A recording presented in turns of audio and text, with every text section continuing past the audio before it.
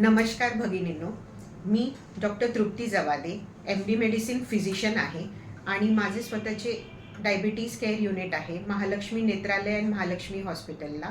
आज मी तुमच्यासमोर एक छोटासा टॉक प्रेझेंट करणार आहे. Self care and self hygiene. आपल्याला आपल्या स्वतःचीच काळजी घेता येणं हे फार महत्त्वाचे आहे. म्हणून आज हा टॉपिक मी सिलेक्ट केलेला आहे. याच्या स्लाईडसुद्धा सर तुमच्याशी शेअर करतीलच, पण आता ठराविकता मी काही विशेष टिप्स तुम्हाला सांगते. सेल्फ केअर जी आहे ही आपण डेली जे आपण सकाळी उठतो तेव्हापासून रात्री झोपेपर्यंत भरपूर काही गोष्टी येत असतात ज्या आपण पाळल्या गेल्या पाहिजे. आणि खूपदा काय होतं की सगळ्या महिला ज्या असतात त्या घरकामात एवढ्या बिझी होऊन जातात की ज्या स्वतःला वेळ नाही देऊ शकत. त्यासाठीच आपण हा आजचा जी एक पहिली सिरीज सुरू करत आहे, खास त्या महिलांसाठी आहे ज्या स्वतःला विसरत चालल्या आहे. सगळ्यात पहिला मुद्दा म्हणजे आपण आपले हायजीन, सेल्फ हायजीन हे कसे चांगले ठेवणार. हायजीन हा फार महत्त्वाचा भाग आहे आपल्या आरोग्यासाठी. हेल्थ रिलेटेड जे इश्यूज असतात ते चांगले राहण्यासाठी, त्याचं चांगली ती आपली हेल्थ जी आहे ती त्याची स्ट्रेंथ वाढल्या गेली पाहिजे, याकरता डेली आपल्याला रुटीनमध्ये काही गोष्टी करणे योग्य आहे. जसं की सगळ्यात पहिले मुद्दा, आपण झोपेतनं उठल्यापासून जसं फ्रेश होतो म्हणजे आपण तोंड धुतो, ब्रश करतो, आपण हे दिवसातनं 2 वेळेस करणं आवश्यक आहे. 2 वेळेस, एकदा सकाळी आणि एकदा झोपण्याच्या आधी रात्री. दोन्ही वेळेस ब्रशला व्यवस्थित टूथपेस्ट लावून पूर्ण बाजूंनी ब्रश करणं हे गरजेचं आहे. ते तुम्हाला या स्लाईडमध्ये दिसेल. दातं साफ करताना खूप व्यवस्थित पूर्ण तीच क्लीन व्हायला पाहिजे. आणि नंतर चूळ भरणे हे चांगलं योग्य रीतीने केलं पाहिजे. त्याच्यासाठी नॉर्मल ड्रिंकिंग वॉटरच वापरायचं आहे. दुसरं काही त्याच्यात मेडिसिन न टाकता, काही नाही टाकलं तरी चालेल, पण साध्या पाण्याने आणि टूथपेस्टनीच आपल्याला ब्रश करायचं असतं. दुसरा सगळ्यात महत्त्वाचा मुद्दा म्हणजे आपली आंघोळ. जेव्हा आपण आंघोळीला जातो, खूप साऱ्या छोट्या गावांमध्ये अजूनही पद्धत आहे की जिथे वॉशरूम्स डेव्हलप नसतात किंवा थोडंसं व्यवस्थितपणा नसतो त्या वॉशरूम्सला, थोडे ओपन असतात ते. तर अशा वेळेला महिला खूप संकोच करतात आंघोळीसाठी, बरोबर. आंघोळ करताना कधी पण सुरुवातीला डोक्यावर व्यवस्थित पाणी घेऊन करायला पाहिजे दररोज. केस हे रोज धुणे गरजेचे असते. आता शॅम्पू हे गावाखेड्यातही अवेलेबल आहे, तर शॅम्पू वापरणे हे गरजेचं आहे. शॅम्पूनी पूर्ण जो आपला स्काल्प असतो हे चांगलं आपल्या बोटांद्वारेच क्लीन करणं महत्त्वाचं आहे. आणि मग पुन्हा रिन्स करायचं साध्या पाण्याने. पाणी कोमट सवय असेल तर कोमट वापरा, थंडाची सवय असेल तर थंड वापरा. त्याच्यानी फारसा विशेष फरक पडत नाही.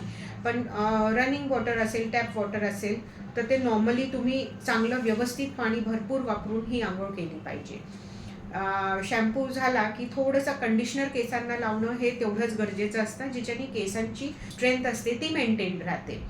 शॅम्पू झाला की आपला फेस क्लिनिंगचा पार्ट येतो. चेहरा हा साफ, माइल्ड, जेंटल स्लो, कमी पॉवरचे साबणं असतात खूप, जसं कपडे धुवायची साबणं किंवा भांड्यांची साबणं हे न वापरता बॉडी सोप जे असतात त्याच्याने चेहरा धुतला पाहिजे. फेस वॉश झाला की तो एक्सफोलिएट करायचा, म्हणजे एखाद्या कपड्याने किंवा टॉवेलने किंवा प्युमिक स्टोन भेटतात त्याच्याने ती स्किन पूर्ण रब करून घ्यायची आहे आणि पुन्हा रिन्स करायचं आहे. खूप जास्त घर्षणाने ते घासायचं नाही आहे, ज्याच्याने स्किनचे जे टिश्यू आहे हे डेड नको व्हायला. म्हणून आपल्याला खूप सॉफ्ट हँडनीच आपलं त्वचा क्लीन करायची आहे. नुसतं साधं जेंटल बॉडी सोप आणि भरपूर पाणी हे 2च गोष्टी महत्त्वाच्या आहेत. सगळ्यात महत्त्वाचा पॉईंट म्हणजे जसं मी सांगितलं की खूप महिला अजूनही आपल्या पॅन्टीज ज्या आहेत त्या काढून आंघोळ करत नाहीत, बरोबर. त्यांना पॅन्टी आणि ब्रेशियर घालूनच त्या आंघोळी करतात. तर तसं न करता हे काढूनच आंघोळ करणं गरजेचं आहे, बरोबर. कारण जे आपले खालचे अंग असते हे सगळ्यात मोठा प्रॉब्लेम आहे की जसं आता सर्वायकल कॅन्सर, हे वजायनल इन्फेक्शन, हे सगळे का होते. जर आपण व्यवस्थित आंघोळ नाही केली किंवा खालच्या अंगाला नीट साफ नाही केलं तरीही हे प्रॉब्लेम्स उद्भवतात. म्हणून ते न होण्यासाठी आपल्याला त्या जागेचीही काळजी घेणं तेवढंच महत्त्वाचं आहे. तिथे सुद्धा तुम्ही जेंटल सोप वॉश डायल्यूट करून पाण्यात टाकून किंवा मग तशीच एकदम जेंटल सोप अप्लाय करून ते रिन्स करणं पाण्याने हे गरजेचे आहे. मग खालच्या अंगाचे इवन जे केस असतात ते पण शेव्ह करून ठेवणे तेवढेच महत्त्वाचे असतात. जिथे घाम येणं, तिथे बॉईल्स होणं, मराठीमध्ये आपण घाम गलांडे म्हणतो, असं हे सगळं तयार होणं, हे सगळ्या विषयांपासून आपल्याला सुटका भेटू शकते या गोष्टी फॉलो केल्याने. आणि हे असं केल्याने आपलं आरोग्य उत्तम तऱ्हेने आपण स्वतःच सांभाळू शकतो. हाताची जी नखं असतात, नेल्स, हे सगळ्यात महत्त्वाचे आहे. नेल्स कधी पण क्लिप्ड असले पाहिजे, म्हणजे नखं कापलेले पाहिजेत. खूप मोठी नखं असतील तर त्याच्यात सुद्धा खूप सारे बॅक्टेरियाज, जर्म्स हे मल्टिप्लाय होऊ शकतात आणि त्याच्याने पण आपल्या स्किनला त्रास होऊ शकतो. म्हणून हे सगळ्या छोट्या छोट्या बेसिक गोष्टी आहेत ज्या आपण पूर्ण तऱ्हेने फॉलो केले पाहिजे. आंघोळ झाल्यानंतर टॉवेल वापरतो, तो टॉवेल जो आहे हा चांगल्या कडकडीत उन्हात वाळल्या गेला पाहिजे. दररोजचा वॉश्ड पाहिजे, क्लीन पाहिजे, कारण कपड्यांमध्ये पण बॅक्टेरिया जाऊ शकतात. म्हणून ते छान उन्हामध्ये वाळले गेलेले कपडे पाहिजे. आपले जे कपडे रोजचे आपण घालतो ते सुद्धा पूर्ण तऱ्हेने वाळलेले पाहिजे. फक्त एक करायचं आहे मैत्रिणींनो, की कधी पण जेव्हा आपण हे क्लोथ्स यूज करतो हे आपलेच असले पाहिजे. आपण कधीच दुसऱ्यांचे कपडे जे असतात हे शेअरिंग बेसिसवर नको घालायला, कारण ते तेवढंच क्लिनलीनेस, तेवढंच हायजीन मेंटेन होऊ शकत नाही. आपण आपल्यासाठी नक्कीच हे सगळं करणं गरजेचे आहे, हे स्टेप्स. तसंच खालच्या अंगाला कुठलंही सॅनिटायझर किंवा डेटॉल किंवा सॅव्हलॉन, हे असे मेडिकेटेड गोष्टी ज्या आहे या डायरेक्ट लावायच्या नसतात. जरी तुम्हाला तिथलं काही प्रॉब्लेम असेल, तिथलं कुठलं इन्फेक्शन असेल, जसं की वजायनायटिस असतं जेव्हा खूप खाज येते, युरिनरी ट्रॅक्ट इन्फेक्शन असतं जेव्हा तिथे पेनही होतो, लघवीला अंगारही होते, तशा टाईमला सुद्धा तुम्ही कुठलंच औषधी डायरेक्ट अप्लाय नका करू. सगळ्यात आधी तर तुम्ही तुमच्या डॉक्टरांना भेटा, त्यानंतर त्यांच्याकडनं व्यवस्थित त्या गोळ्या औषधी उपचार लिहून घेणे आणि ते फॉलो करणे. आणि डायरेक्ट कुठलंही ॲप्लिकेशन न करता साधं जेंटल सोप आणि वॉटरनी रिन्स करणं म्हणजे भरपूर पाणी वापरून ती जागा धुवून घेणं, हे एवढंच त्याचं एकमात्र सोल्युशन असतं. ते फॉलो केल्यावर खूपदा तो फ्लोरासुद्धा खराब होत नाही आणि आपल्याला पुढील त्रास होणार नाही. आता दुसरी छोटीशी माहिती, जर आपण कधी प्रवासात असलो किंवा आपण बाहेर काम करत असलो, वर्किंग प्लेसेस असतात बरोबर, खूप सारे तुमच्यापैकी हॉस्पिटल रिलेटेड कामं करतात.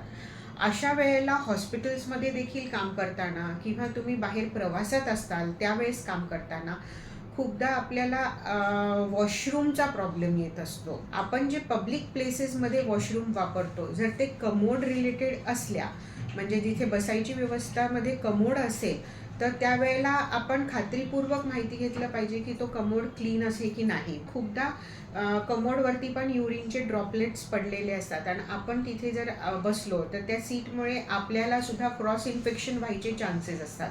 इंडियन वॉशरूम, इंडियन बाथरूमची जी पद्धती आहे ही सगळ्यात चांगली आहे, जिथे स्किनचा कधीच कमोडच्या सीटशी कॉन्टॅक्ट येत नाही. तर ते सॅनिटाईज करून घेणं, म्हणजे ते प्लेन वॉटरनी वॉश, 1-2 मग्स ऑफ वॉटर त्याच्यावर टाकून दिलं की ते स्पिल होऊन जातं आणि क्लीनसुद्धा होतं. दुसरं, आपले जे युरिनचे ड्रॉप्स असतात ते आपण पाण्याने धुवून घेणं युरिन झाल्यानंतर, आणि तेच साध्या क्लीन टॉवेलला वाईप आउट करून ड्राय ठेवणं महत्त्वाची आहे लघवीची जागा. हे सगळं करत असताना बाथरूमला जाण्याच्या सुरुवातीला आणि बाथरूमच्या नंतर दोन्ही वेळेस आपले हात धुणं फार महत्त्वाचं आहे. हात कसे धुवायचे ह्याची वैशिष्ट्य पद्धत आहे, जी की कोविडमध्ये आपण सगळेच शिकलेलो आहोत, पण तरी मी एक वेळेस तुम्हाला पुन्हा दाखवते. हात धुताना आपलं जे लिक्विड सोप असतं ते आपल्या हातावर घेणे आहे. दोन्ही हातांवर ते चांगलं रब करायचं आणि हे रब करताना हाताचं एक दुसऱ्याशी कॉन्टॅक्ट येऊन घर्षण होणं हे फार महत्त्वाचं असतं. हाताला चांगला कॉन्टॅक्ट आल्यावर, फुल हात रब झाल्यावर त्याला बॅक साईड रब करणं, या ज्या वेब स्पेसेस असतात या वेब स्पेसेसला रब करणं दोन्ही हातांच्या, हे महत्त्वाचं आहे. नंतर तेच थंबला, म्हणजे आपल्या अंगठ्याला पूर्ण तऱ्हेने चोळून घेणे, दोन्ही अंगठे राईट हँड आणि लेफ्ट हँडचा रब करायचा.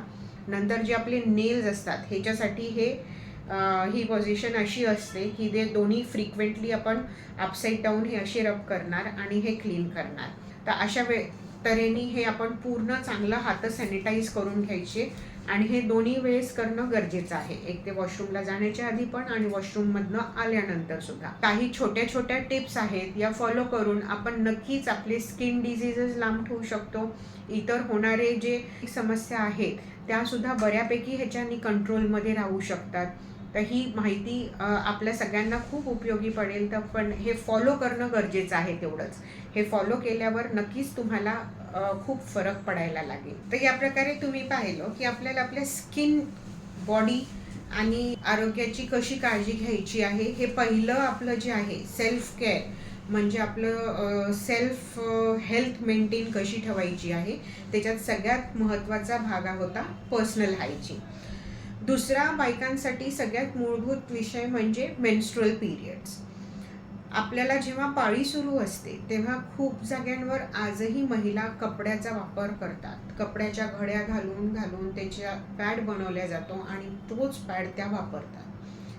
आता डिस्पोजेबल पॅड हा जागोजागी अवेलेबल राहणारी गोष्ट आहे आणि त्याच्या किमतीसुद्धा फार कमी आहेत. म्हणून माझी एक रिक्वेस्ट आहे प्रत्येकीला की तुम्ही सुद्धा पुढं घरोघरी हा मेसेज देताना प्रत्येक महिलाला सॅनिटरी कॉटन पॅड्सच वापरायला फोर्स करा किंवा त्यांना सांगा की हे पॅड्स साधे कॉटनचे असणे गरजेचे आहे.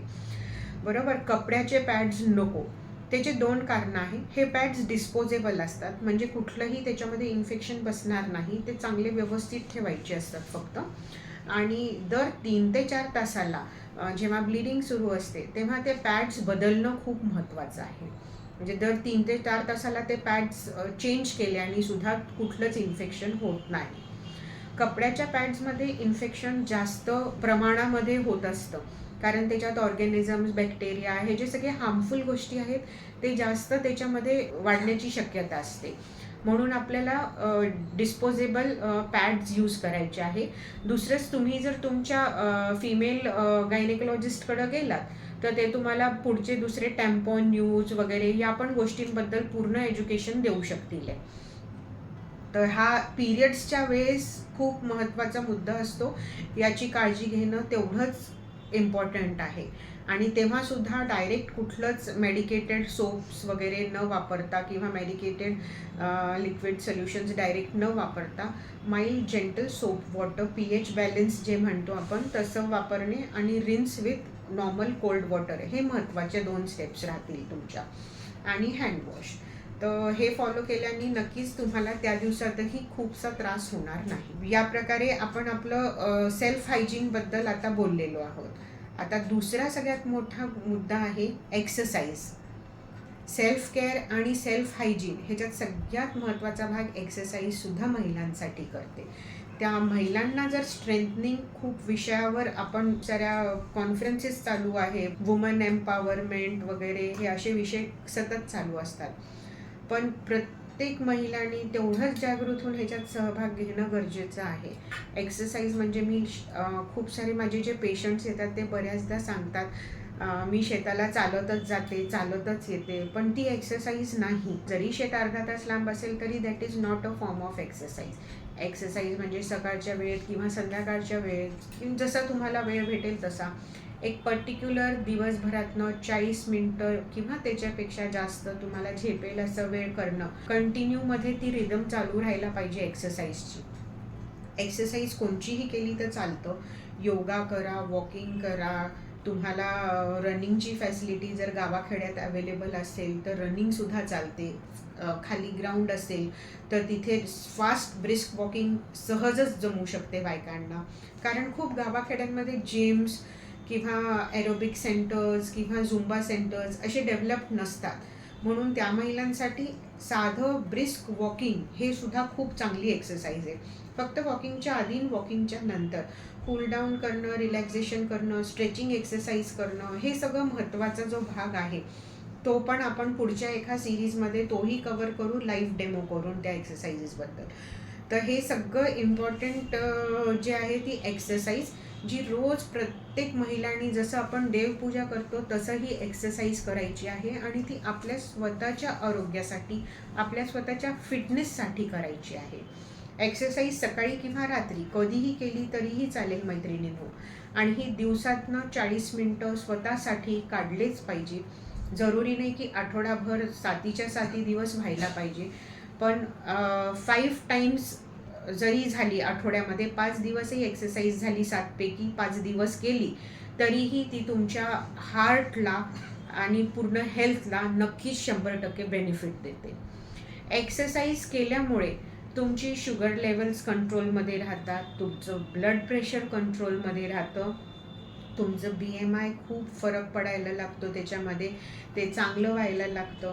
हार्टचे जे प्रॉब्लेम असतात जसं की हार्ट अटॅक वगैरे, हे सगळ्या गोष्टी टळू शकतात. कोलेस्ट्रॉलचा जो प्रॉब्लेम आहे हा सुद्धा नियंत्रणात येतो. तर अशा रीतीने एक्सरसाइज करणं हे फार महत्त्वाचं आहे. एक्सरसाइज केल्याने आपलं आरोग्य खरोखरच खूप जास्त बळकट होऊ शकतं. दुसरा मुद्दा आहे की एक्सरसाइज झाल्यानंतर काम डाऊन करताना 5 ते 10 मिनटं मेडिटेशन हे फार महत्त्वाचं आहे. मेडिटेशन केल्याने आपलं माइंड, बॉडी दोन्हीही रिलॅक्स होतं आणि आपण खूप फोकस व्हायला हेल्प होतो.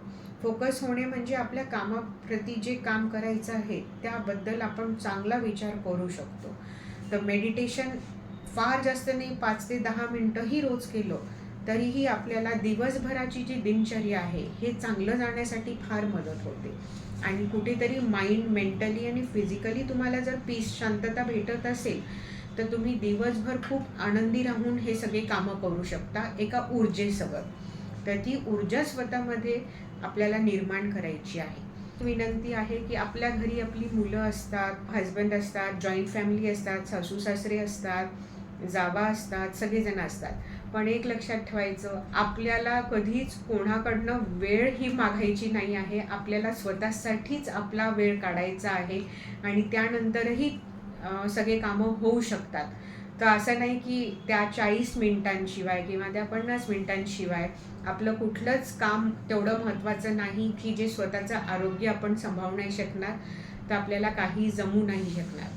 आपण आपलं आरोग्य सांभाळणं याच्यासाठी गरजेचं आहे की आपल्या अवतीभोवती आपल्याला आपल्या सर्व घरच्या मेंबर्सचं लक्ष देणं, त्यांचं बघणं, त्यांचं जेवण, खावण, घरातली कामं ही सगळी आपल्यालाच करायची असतात.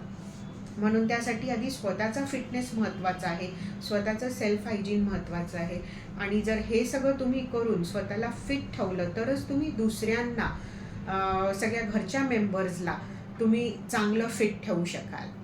तर हे सगळ्यात महत्त्वाचा भाग आहे की आधी आपल्याला आपलं स्वतःचं फिटनेस आणि स्वतःचं हायजीन हे 2 गोष्टी केल्याने आपण निरोगी आयुष्य खूप चांगल्या तऱ्हेने जगू शकतो.